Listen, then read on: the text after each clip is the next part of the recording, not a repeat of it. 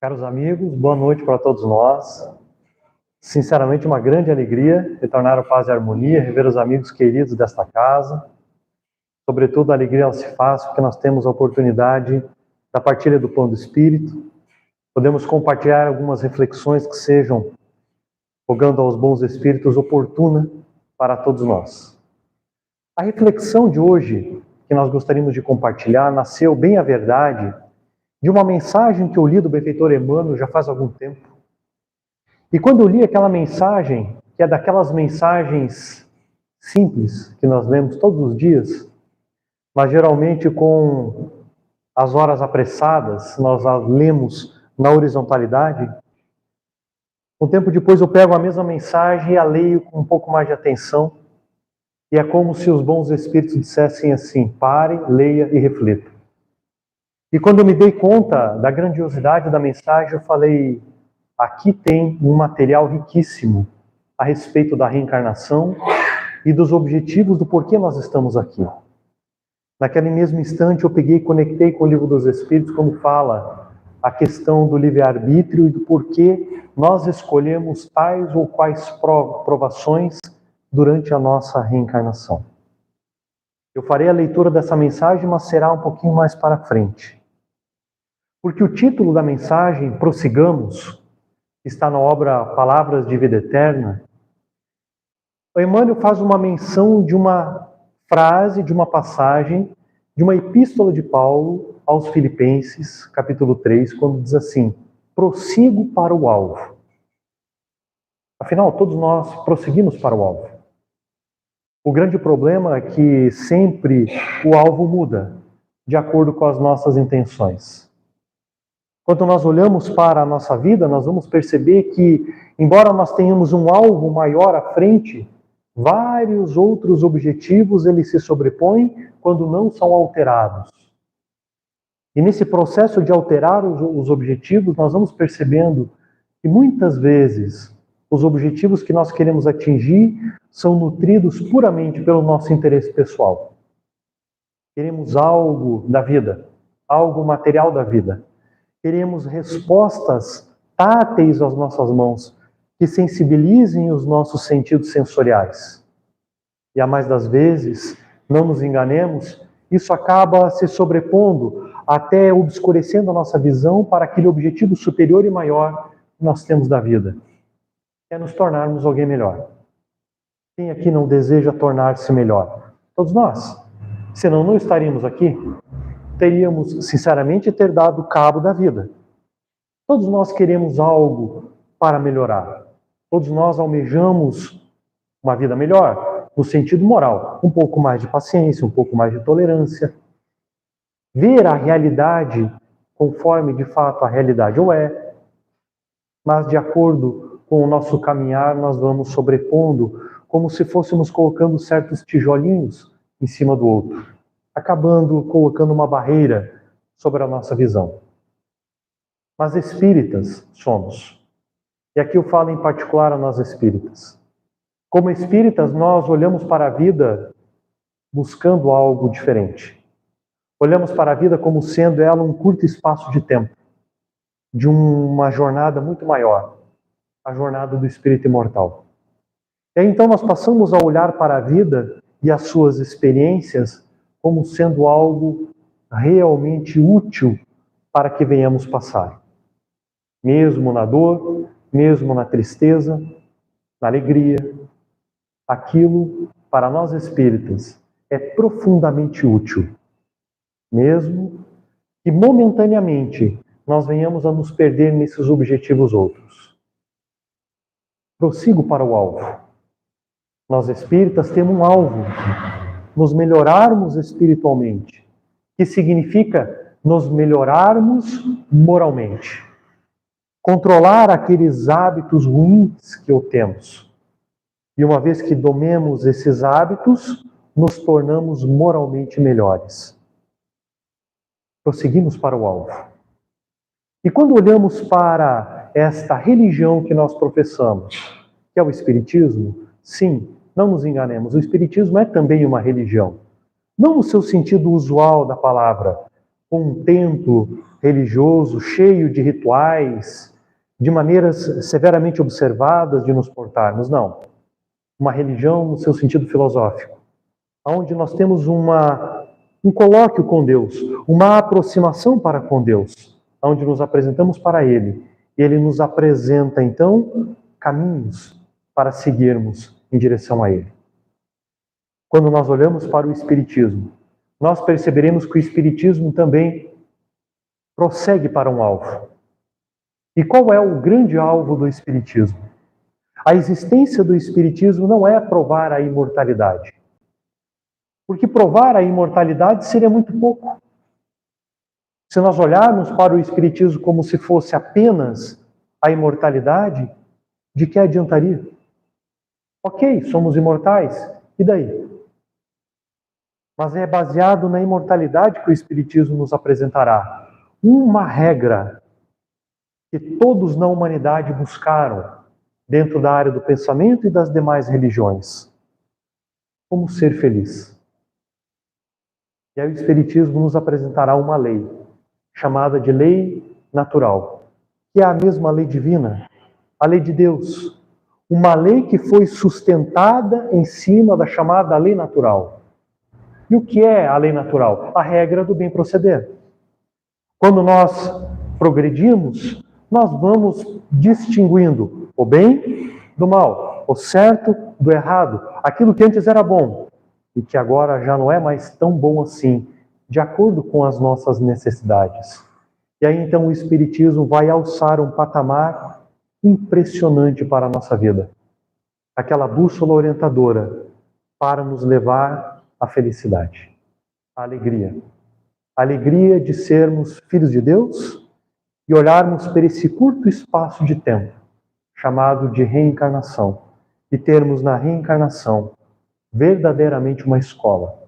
E assim como qualquer escola, há momentos bons e há momentos que não são tão bons assim. Mas mesmo não sendo bom, o momento nos levará para o alvo que almejamos, o desenvolvimento de nós mesmos. Então, eu gostaria de compartilhar logo de início uma pergunta de O Livro dos Espíritos a esse respeito, que nos levará mais adiante a tal da mensagem do Espírito Emmanuel, que eu gostaria de compartilhar. Essa mensagem está no Livro dos Espíritos, é uma pergunta, questão 258. Prestemos bem atenção, porque essa pergunta é, na realidade, a pergunta da nossa vida. Por que eu sofro? Por que as dificuldades? Por que as facilidades? Kardec pergunta assim: quando na erraticidade, quando no mundo espiritual, antes de começar nova existência corporal, tem o espírito consciência e previsão do que lhe sucederá no curso da vida terrena? Olha a pergunta que ele faz. Quando nós estamos no mundo espiritual, antes de reencarnarmos, temos nós consciência, noção daquilo que vai nos suceder aqui enquanto reencarnados? E os Espíritos respondem: Ele próprio, o Espírito, escolhe o gênero das provas, porque há de passar. E nisso consiste o seu livre-arbítrio. E nós pensávamos que o livre-arbítrio era aqui.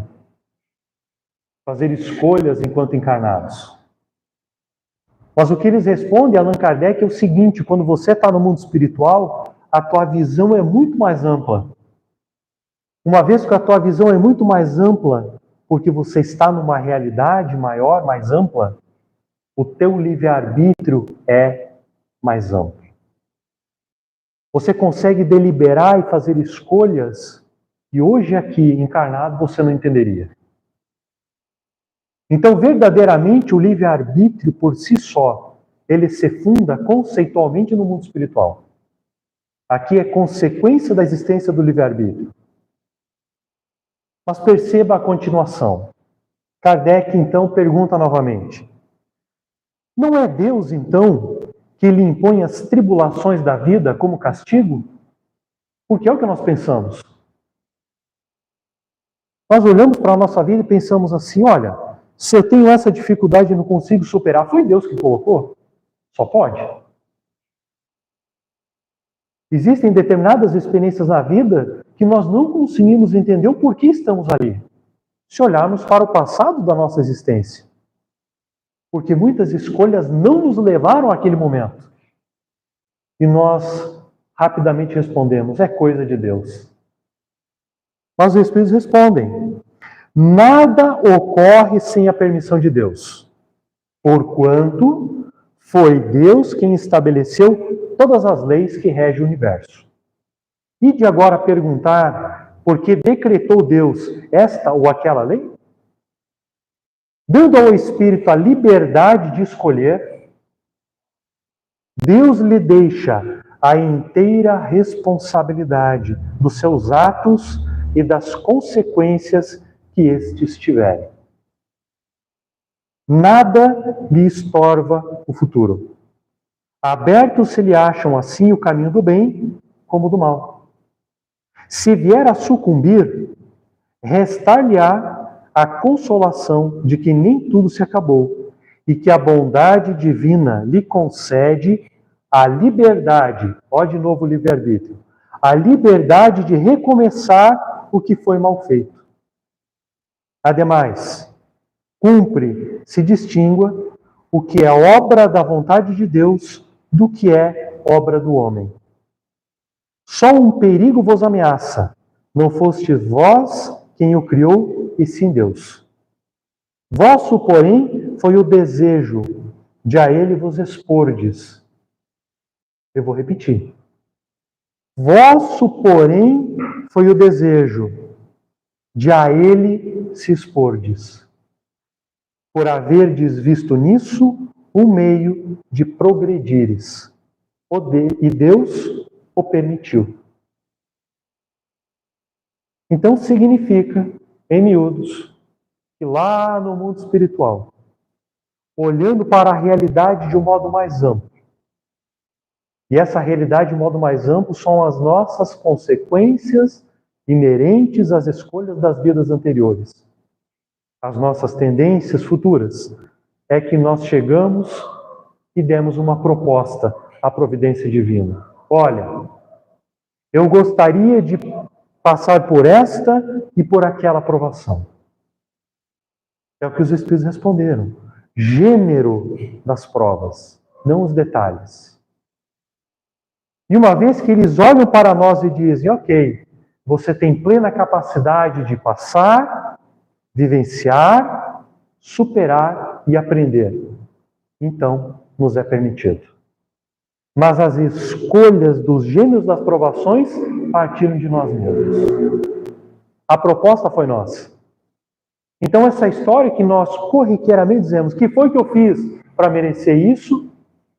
Pensa no contrato que você assinou. E não foi só uma assinatura, você redigiu o contrato. Dizendo, olha, eu gostaria de passar por esta, por aquela outra. Então, quando nós olhamos para isso, nós vamos percebendo que todas as experiências que nós vamos vivenciando, ela nos levará ao objetivo que nós escolhemos lá. A de retornarmos, depois dessa desencarnação, melhores. E aí, então, nós passaríamos a entender que certas circunstâncias da vida foram realmente úteis para nós. Vamos dar uma prova disso? Olha para a tua vida de 20, 30 anos atrás. Se você olhar com os teus olhos de hoje para as experiências de ontem, você perceberá nitidamente que foram muitas experiências que a vida te colocou que te trouxeram onde você está hoje. Se não fossem essas experiências, talvez sequer encarnado você estivesse. Percebe? Então imaginemos o seguinte modelo. Vamos fazer aqui uma historinha, uma analogia. Eu venho da cidade de Camboriú. Eu moro lá. E todo mundo sabe que a cidade de Camboriú é a capital catarinense dos buracos. Em qualquer rua que se anda, tem muitos buracos. A reencarnação é mais ou menos isso. A estrada são o gênero das provas. Porque pode ser estrada de asfalto, estrada de chão batido, pode ser estrada de paralelepípedo, pode ser estrada de areia e pode não ser estrada. Pode ser uma picada no mato. Agora, os vários buracos que se alastram aos milhares pelas ruas são as várias experiências da vida. Esses buracos não foram escolhidos por nós, mas a estrada, porque a estrada é o gênero, o tipo da provação. E esses buracos, bem é verdade, são um amontoado de várias experiências, de muitos espíritos encarnados ao mesmo tempo. Agora imagina o seguinte, você escolheu a estrada X e começa a andar por ela. E de repente você se dá conta que você está num carro, mas o teu vizinho está numa moto, o outro está numa bicicleta. De repente você desce do carro e anda a pé. São as tuas escolhas, de acordo com como você concebe a realidade que você está vivendo. Porque pensa comigo, dependendo do momento, se você estiver de carro, você pode quebrar o carro no buraco. E aí então você desce. Dependendo da situação, se você estivesse de bicicleta, você poderia se machucar. Então você vai fazendo determinadas escolhas na tua vida, alterando de acordo com os buracos, que são as experiências que a vida vão nos dando, por esse amontoado de experiências outras dos outros espíritos. Porque se fosse cada buraco especificado por Deus propriamente do destino da tua vida, você não seria responsabilizado por nada. Seria um destino nu e cru pronto por Deus. Se num destino desse tipo alguém te ferisse de morte, na realidade não foi livre-arbítrio, seria apenas consequência de uma imposição divina que você teria que ter morrido, desencarnado, por um assassinato, por exemplo. Então as mãos que te assassinaram, bem é verdade, seriam apenas cumprimento de uma imposição de Deus para a tua desencarnação. Então não é assim. Esses buraquinhos são as diversas escolhas que todos nós vamos fazendo ao mesmo tempo.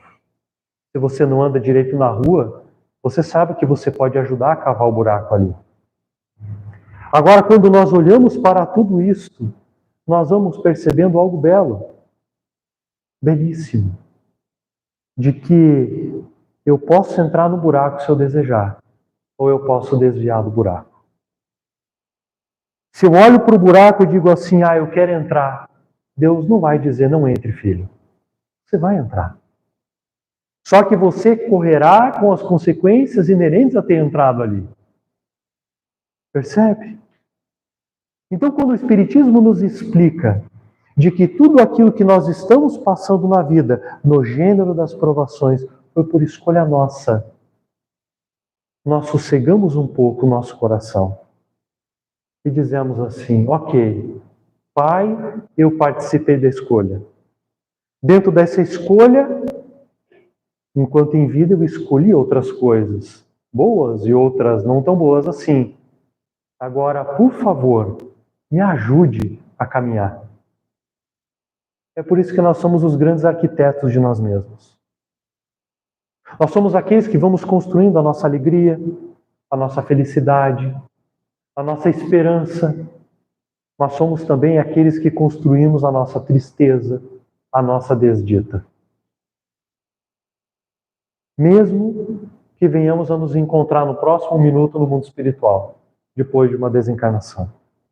E ao olharmos à nossa volta, estejamos talvez no chamado umbral. Mesmo ali nós iremos perceber que foi nossa escolha. Porque a dor que está vertendo, a semelhança do fogo que queima na pele, Foi nossa escolha. A raiva, o ressentimento, o ódio, o ciúme, a mágoa, a revolta é fruto das nossas escolhas. E quando nós, numa situação como essa, no mundo espiritual inferior, nos damos conta de que a escolha foi nossa, arquitetos do nosso próprio destino, Deus nos envia uma legião de bons espíritos para nos resgatar, porque nos demos conta do contrato anterior de que a escolha foi nossa. Somos grandes arquitetos de nós mesmos. O problema, porque sempre tem que ter um problema, de que mesmo enquanto em vida conscientes de que nós escolhemos os gêneros das provas, chega em determinadas situações que nós olhamos e dizemos assim, olha, parece que não tem mais sentido eu viver. A dor está tão grande que eu não estou mais enxergando sentido nessa vida. Parece que tudo que eu estou escolhendo está me levando para o lado da dor, do sofrimento, de uma profunda depressão, das portas do suicídio. Quem nunca sentiu vontade de dar cabo da própria existência, mesmo que numa brincadeira rápida, aqui dentro? Todos nós, sejamos sinceros. Talvez depois de uma experiência dolorida, talvez depois de uma experiência que a vida nos colocou realmente dolorida, nós pensamos momentaneamente, acho que não vale mais a pena. Mesmo que não tenhamos tendência a sermos suicidas, a algum momento nós pensamos isso. E Allan Kardec perguntou isso aos espíritos. Questão 943 do Livro dos Espíritos. Olha, por que em certos momentos da vida algumas pessoas pensam em dar término, dar cabo da própria existência, quando bem é verdade, a vida delas é tranquila? E aí os espíritos respondem por 3 coisas: ociosidade, falta de fé e saciedade. Quando você une essas 3, você pensa em dar cabo da própria existência. É uma regra. Uma regra de 3 pontos, 3 pilares, 3 degraus. Agora olha para a tua vida. Nós passamos cotidianamente por esses 3 degraus. Ociosidade, falta de fé e saciedade. Parece brincadeira dizer que nós estamos ociosos. Nós trabalhamos 10 horas por dia. Há quem trabalhe mais do que isso. Depois mesmo da pandemia, há quem tenha 2 empregos, porque tudo piorou. Ociosos? Ociosos. Sócrates já trabalhava isso muitos séculos antes de Jesus. O perigo da ociosidade da hora cheia. Somos tão entulhados, me perdoe a palavra, de coisas, de responsabilidades, de problemas sociais, profissionais e familiares, que não estamos nos dando conta de que estamos ociosos da hora cheia. Você chega no teu trabalho, vai resolver os problemas, a tua mesa vai empilhando coisas, mas a tua cabeça não está conectada ali. Porque você começa a resolver aquilo no automatismo. E vai resolvendo, e vai resolvendo. E a tua cabeça pensando em outra coisa. Volta para casa, em vez do convívio familiar, está pensando nos problemas profissionais. Vai interagir socialmente e a tua cabeça está presa em outro ponto. Eu não vou nem falar da ansiedade e da síndrome do pânico. Nós não estamos conectados na experiência momentânea do presente. Então, em suma, uma boa parte da vida, do presente, nós estamos ociosos. Ociosos pelo excesso de preocupações, pelo excesso de responsabilidades. E a nossa saúde moral vai se desvaindo. Ociosos, primeiro ponto. Segundo ponto, falta de fé. Isso parece até um paradoxo falar ao espírita, falta de fé. Falta de fé. Basta que alguém na tua família desencarne e você vai colocar o espiritismo em xeque. Por que ele? E não eu. Porque ele tinha uma saúde das melhores, tinha uma vida pela frente e eu, uma saúde frágil, a vida me parece que está no término. Por que ele e não eu? Quem não conhece essa história? Então nós vamos percebendo que entre nos dizermos espíritas e vivenciarmos o espiritismo na vida tem grande diferença. E a falta de fé está justamente nesse deslocamento da crença para a vivência daquilo que você crê. Falta de fé. Porque fé, quando Jesus pronunciou 2000 anos atrás, do hebraico emuná, significa aquela mão de Deus simbólica com a tua mão que você aperta. Só que Deus aperta a tua mão, mas você está apertando a mão de Deus? Então, quando você aperta, ele aperta. Quando você solta, ele vai soltando. Isso é o emuná, a fé. A fé que exige razão, pensamento, raciocínio. Por isso que Allan Kardec vai dizer que o espiritismo vem da fé raciocinada, olhando para a vida e colocando em xeque a lei de reencarnação, as tuas escolhas e tudo mais que o espiritismo nos explica. E aí nós vamos deliberando, ok, baseado nisso que eu não tenho como destruir, quais serão então as minhas próximas escolhas? Fé. E às vezes nós vamos por simples escolha nossa, deixando tudo isso de lado.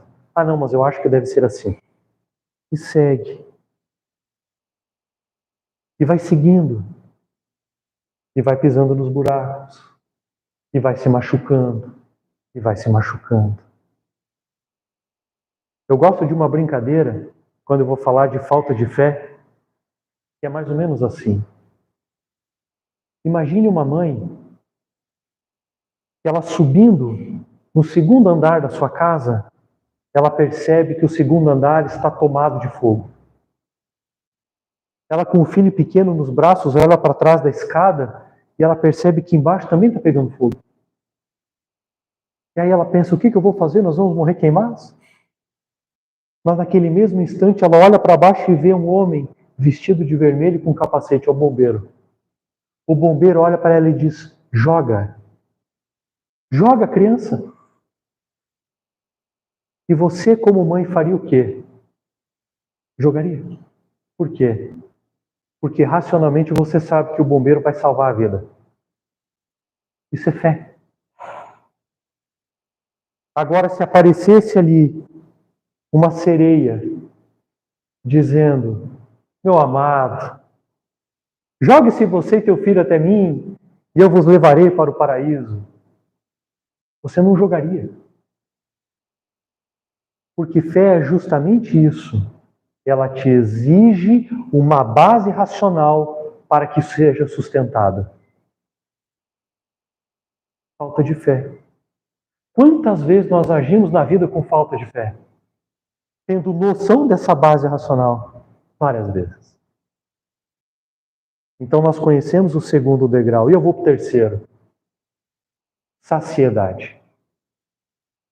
Estamos saciados das questões materiais. Sai um iPhone novo, nós queremos um iPhone novo. Passa um carro bonito, nós queremos aquele carro. Chegamos em casa, começamos a fazer as contas para ver se encaixa no orçamento. De repente, nós nos damos conta que a gente pega o aparelho celular e passamos várias horas do dia ali na timeline de uma rede social. Que na realidade é uma resposta rápida de uma desconexão da realidade que estamos vivendo e que nos supre momentaneamente de um estado de prazer. Porque nos desconectamos da experiência. Saciedade.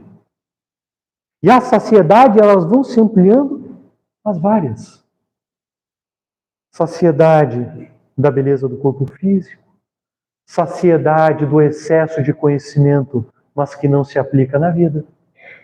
Saciedade de várias e várias coisas.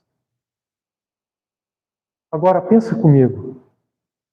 Se você no mundo espiritual escolher o gênero das tuas provas, aquela estrada que vai estar cheia de buracos, que vai exigir de você o modo certo de você caminhar, ou melhor, mais favorável de caminhar ali, e você, por livre e espontânea escolha, vai escolhendo para você ociosidade, falta de fé e saciedade. O que resta? Senão uma desesperança. Senão uma porta enorme chamada depressão. E lá no fundo, suicídio. Pelas nossas próprias escolhas. Mas ao mesmo tempo, se nós olharmos para o lado, perceberemos que se estamos vivos, eu digo aqui vivo de reencarnado, é porque as escolhas que nós fizemos ontem, por mais erradas que tenham sido, nos permitiram estar vivos. Só isso já basta para que venhamos a escolher novamente estarmos vivos e vivenciarmos outras experiências. E aqui vem o segundo problema maior. Quando a própria providência divina, que é dinâmica, observando a tua escolha das provações e como você está caminhando, ela diz assim: ok, agora eu sei que você é capaz disso, capaz daquilo e não tão capaz desse outro. Eu vou te propor outras coisas. Coisas, experiências que você não vai poder controlar com o teu livre arbítrio. Porque nós pensamos que o livre-arbítrio é uma liberdade plena. Mas não é. Por exemplo, você não é completamente livre na área do conhecimento. Se tiver algum cirurgião aqui, você não se enquadra, mas para quem não é, lhe dê um bisturi na mão e peça para fazer uma cirurgia. Você não tem conhecimento para tal. Então a tua liberdade vai até um certo ponto na área do conhecimento. Agora, por exemplo, uma outra liberdade. Vamos pescar. O dia está bonito. Vamos. Pegamos a nossa vara de pesca, vamos até a beira do mar, começamos a pescar. Não há nenhuma lei civil humana que diga, ok, você não pode pescar. Você pode, você está ali. Nada vai te impedir até o tempo fechar. E começar as trovoadas e os raios. Se você não sair dali da beira da água, você pode morrer eletrocutado por um raio que caiu ao teu derredor. Então, às vezes, a providência divina te coloca experiências dessas, aonde você não consegue segurar. E aí, então, começa a escapar pelos teus dedos. E que qual fim serão essas experiências? Que todos nós passamos. Para que você fique nu. Nu. Pelado moralmente. Para que você se desvista dessa roupagem que você foi amontoando e que não é você. Mas que você olha no espelho e diz, nossa, eu preciso arrumar o cabelo para tal lado, dar uma puxadinha aqui, fazer isso, fazer aquilo. Mas que bem a verdade é a imagem que você construiu de você mesmo, mas que não é você. Vamos ter dúvida disso? Quantas vezes nós chegamos na frente do espelho, colocamos a mão na cabeça e dissemos a seguinte expressão: o que foi que eu fiz? O que foi que eu fiz depois de ter tomado uma decisão rápida, repentina? Está vendo? Você moralmente e você cheio de camadas que fez a escolha. Ou ainda, quando a gente diz assim, meu Deus, que saudade eu tenho de mim. Aquela saudade de mim de 5, 10 anos atrás. Você está tão perdido em você mesmo, você não sabe quem você é. E a providência divina olhando e vendo lá na frente um buraco enorme, que ela tem certeza que você vai cair, ela vai te propor várias experiências desse tipo. Onde você não tem escolha, você tem que passar. Experiência para te desnudar. E é essa a mensagem de Emmanuel. A mensagem que o Emmanuel intitulou como prosseguindo.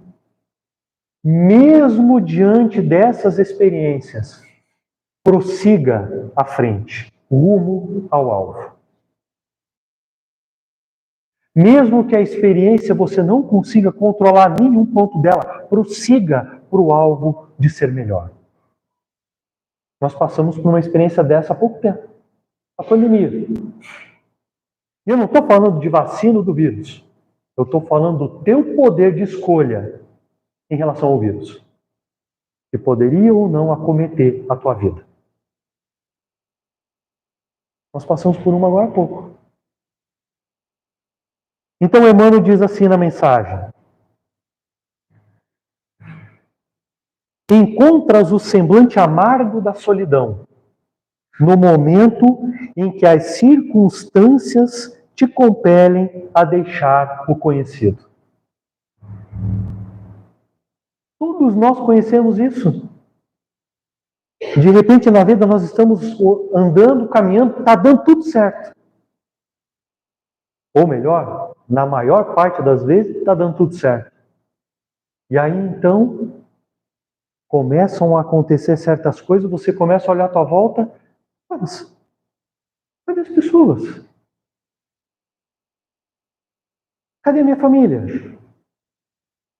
Os meus próprios filhos? O meu cônjuge? Parece que eu estou vendo a vida de um jeito diferente, que as pessoas não estão mais me entendendo. As pessoas que gostavam das mesmas coisas que eu gostava já não estão mais perto de mim. A mesma que jurou fidelidade de amizade ontem comigo. Cadê? Quem não conhece essa experiência? Todos nós. E aí então a providência vai nos desnudando. Começa a retirar as camadas das experiências que nós estamos vivendo. Para chegar lá no nosso âmago. Jesus contou isso há 2000 anos atrás em 3 historinhas rápidas. 3 historinhas conectadas uma na outra, que ele contou junto. E até agora não nos demos conta disso. Evangelho de Lucas, capítulo 15. Jesus estava reunido numa casa, e a casa naquela época geralmente tinha 2 andares. Reuniam-se as pessoas nas casas em cima, na parte de cima, onde não tinha telhado, por óbvio. Ali faziam os banquetes, comiam, bebiam. Jesus estava reunido com publicanos, prostitutas, doentes, ali em cima. Na entrada da casa, no portão da casa, fariseus e escribas. Começaram a falar dele, dizendo assim, olha, é esse o mestre de vocês que come com publicanos, com prostitutas? E o que Jesus faz? Contra 3 histórias. Da dracma perdida, da ovelha perdida e a famosa parábola do filho pródigo. Ele conta a história das ovelhas, dizendo assim, olha, que pastor tendo 100 ovelhas no campo, quando uma se perde, as 99 se mantêm, mas uma se perde, não vai atrás daquela que se perdeu para trazer de volta, e esse pastor não se regozija, não fica feliz ao ter todas as suas ovelhas juntas. E aí ele vai contar a segunda história da dracma perdida, de uma mulher que perdeu a sua dracma. O que era a dracma? Era uma moeda que valia 1/4 de denário à época. Denário era 1 dia de serviço no campo. E perdendo uma dracma, Não pega a candeia, onde se colocava luz dentro de casa, e vai procurar na escuridão onde está essa moeda. E ao encontrar essa moeda, fica feliz por ter encontrado. E depois ele vai contar a parábola do filho pródigo. Do pai, que dividiu a herança entre os dois filhos, um ficou com ele, o outro filho faz todo aquele caminho que nós conhecemos até aos porcos e depois retorna ao pai. E o filho que fica era o resmungão. Exatamente essa frase de Emmanuel. Por quê? Porque ele conta a história de uma ovelha que se perdeu no campo, se perdeu fora. Olha para um cachorro. Quando ele está perdido na rua, ele sabe que ele está perdido. O animal sabe que ele está perdido fora do seu habitat, onde ele deveria estar. A ovelha sabe que está perdida. Só que mesmo sabendo que está perdida, é preciso o movimento da providência para ir buscá-la. Mas ela sabe que está perdida. Agora olha a dracma. Dracma é um valor. A moeda não tem consciência. É aquele que se perde dentro de si mesmo e não sabe que está perdido. Tem o seu valor, mas não sabe que está perdido. Por isso que ele fala que os fariseus e os escribas eram a dracma. Tem o seu valor de conhecimento da lei, mas não sabe que está perdido. Porque está julgando o próximo, não está julgando a si mesmo. E aí ele vai unir na terceira história da parábola do filho pródigo, os dois perdidos. O que está perdido fora e faz o caminho de volta, e o que está perdido dentro de casa e não sabe que está perdido. Porque quando o outro filho volta, a primeira conduta que o filho mais velho deveria ter, que ficou, era ir junto com o pai receber o filho. E ele não foi. Completamente perdido. E depois, ele recrimina o pai, que dividiu a herança e deu para o filho. Sendo que a história diz que o pai repartiu a herança entre eles. Ele também recebeu dinheiro. Completamente perdido. Quando nós estamos perdidos fora, nós nos damos conta. Porque a vida começa a bater de um jeito e nós começamos a pensar, tem alguma coisa que não está certa. Agora o problema é quando nós estamos perdidos lá dentro. E achamos que estamos certos o tempo inteiro. Iludidos. E aí então a providência nos propõe, nesse caminho cheio de buraco. Ei, filho, tu está tão perdido aí dentro, tão perdido, que eu vou tirar um pouquinho essas tuas roupas para você se dar conta. Como se você fosse uma cebola para chegar lá no teu cerne. Continua Emmanuel. Supõe que a construção de toda a existência desaba sobre ti mesmo. Como se a ausência da moldura familiar te rasgasse o quadro da própria alma. Você começa a olhar e dizer, meu Deus, eu vou para onde? Eu não sei mais nem para onde que eu vou. Eu estava pensando em ir para cá, mas não dá mais. Eu estava pensando, mas não dá. Está a semelhança de uma areia que está escorrendo pelos meus dedos. É a providência divina te desnudando. Corações amigos, atraídos por outras sendas, abandonaram-te os ideais. Pessoas queridas deixaram-te a sós. Aposentaram-te à distância do trabalho de muitos anos. Ou a morte de passagem ceifou o sorriso dos companheiros que te eram mais caros. E você olha para a tua vida e diz assim, ok, quem que eu sou? Porque veja, quando a providência te propõe isso, você acha que você gosta das mesmas coisas que os teus amigos, que você pensa igual aos teus amigos da profissão, que você toma as mesmas decisões sobre a vida como o teu círculo familiar. Quem é você? Quem de fato é você? Eu vou traduzir isso numa pergunta bem simples. Do que de fato eu gosto? Será que o que eu gosto mesmo ou é por influência dos relacionamentos que eu tenho? Será que as escolhas que eu estou tendo são minhas escolhas ou é mera influência que eu estou tendo nas minhas relações?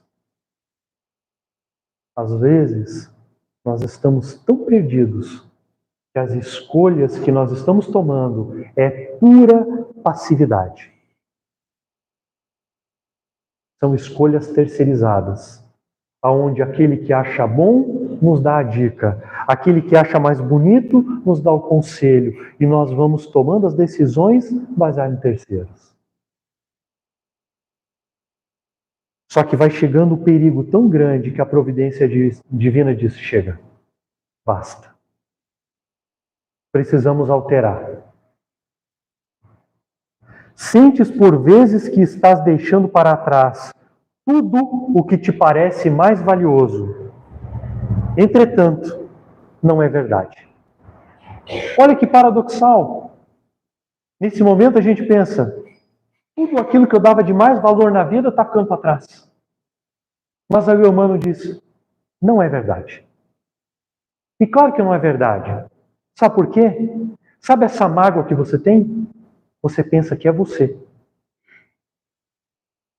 Sabe esse ressentimento que você tem da pessoa de 10 anos atrás que você não consegue curar? Você chegou a um ponto de pensar que isso é você. Então imagine assim como se fosse oco por dentro. Eu estou fazendo uma analogia. E você está preenchendo a você mesmo com mágoa, raiva, ressentimento, ciúme, ódio. Você é a quarta pessoa da Santíssima Trindade, achando que você vê a realidade fora e as suas escolhas são as melhores para todo mundo, menos para você. E você vai enchendo isso dentro. Então, quando o humano diz não é verdade, ele está dizendo assim, ei, você não é isso. Você não é essas escolhas que você está sendo influenciado. Você não é esse monte de fantasmas que você tem medo. Você não é isso. E aí então a providência vai te propondo a mudança. E ele diz assim, basta jornadeis, caminhe, corajosamente adiante, e buscando expressar-te em novas formas, reconhecerás que o amor e o trabalho são mais belos no teu caminho. Olha, a única coisa que ele pede, continua, prossiga para o alvo. E você vai perceber que dentro do trabalho que você está, a maneira como você vai desempenhar a experiência do teu trabalho vai ser mais bela e mais bonita. Porque você começou a deixar de lado quem você achava que era. As mágoas, os ressentimentos, o ciúme, etc, etc, etc. Quem aqui já perdeu uma pessoa muito querida da família e deu um mergulho no trabalho profissional para tentar equilibrar a experiência do teu coração, está entendendo o que eu estou dizendo. Começou a perceber um certo valor no teu trabalho profissional, no teu trabalho social, no teu trabalho no centro espírita, na tua vida religiosa, se você não vai no centro espírita, de um modo diferente. Compreenderás então que podes adicionar novas parcelas de alegria à felicidade das pessoas que você ama e que pode servir com mais entendimento às aspirações que te inspiram a marcha. É óbvio, porque você saiu daquele ambiente tóxico que era você mesmo.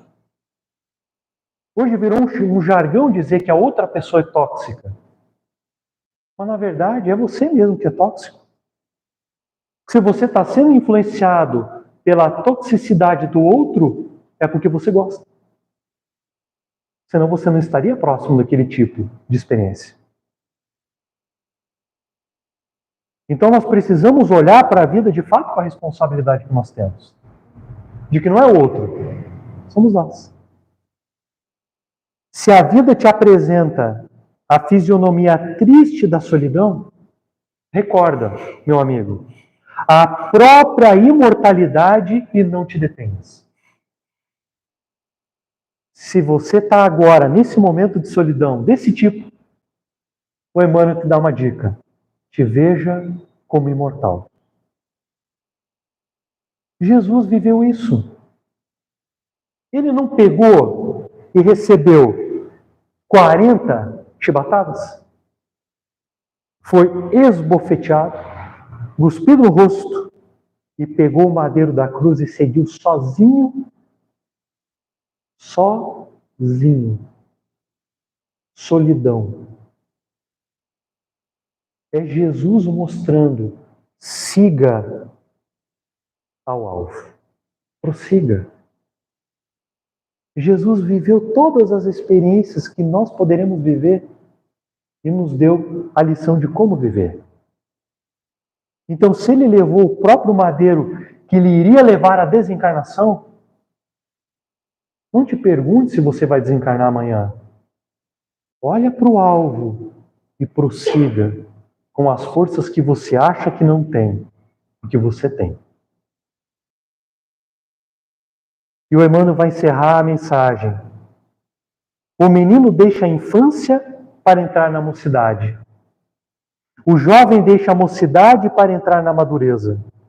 O adulto deixa a madureza para entrar na senectude. O ancião deixa a extrema velhice para entrar no mundo espiritual. Não como quem perde os valores adquiridos, mas sim prosseguindo sempre para o alvo que as leis de Deus assinalam a cada um de nós. Então acredita sempre no bem que te aguarda.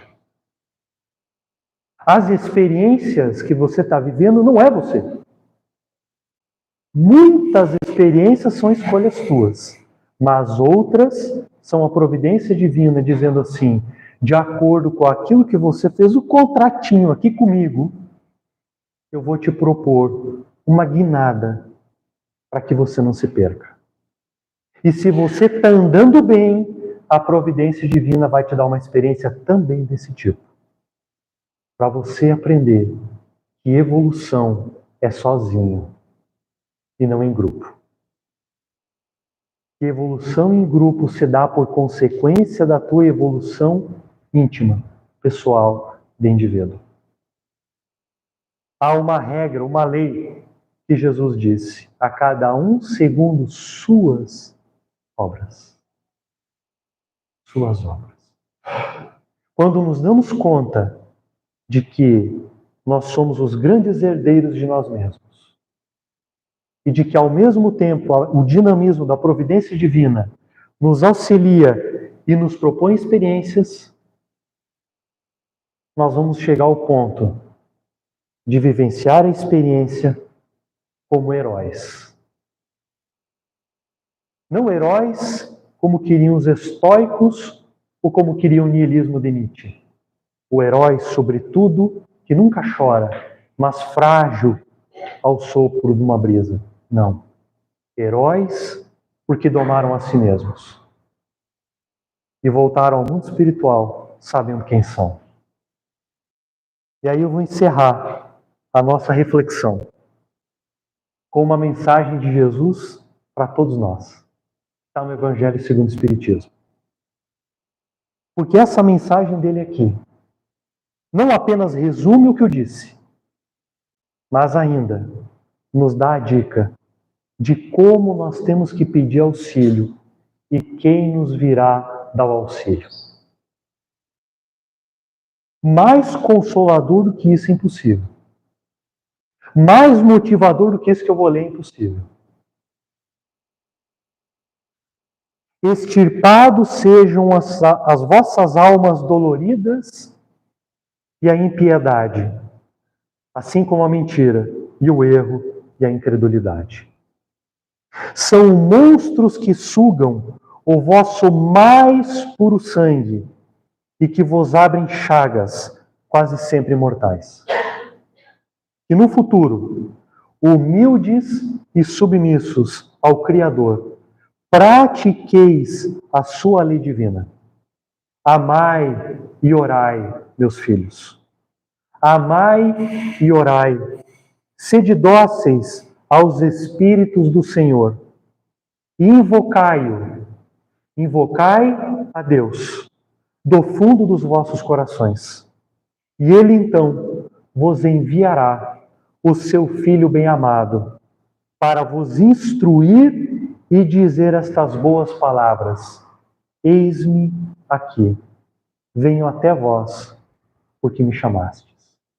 Espírito da verdade. Jesus. Invoque Deus todo o tempo na tua vida. Toda a experiência. Mas invoca mesmo. Sabe aquela falta de fé que eu falei? Transmute ela para a fé. Invoque Deus na tua vida.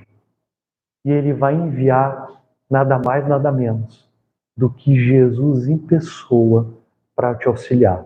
Não sou eu que estou dizendo. É Ele que disse. Eis-me aqui. E o que você vai pedir para Jesus nessa hora? Muito obrigado. Boa noite para todos.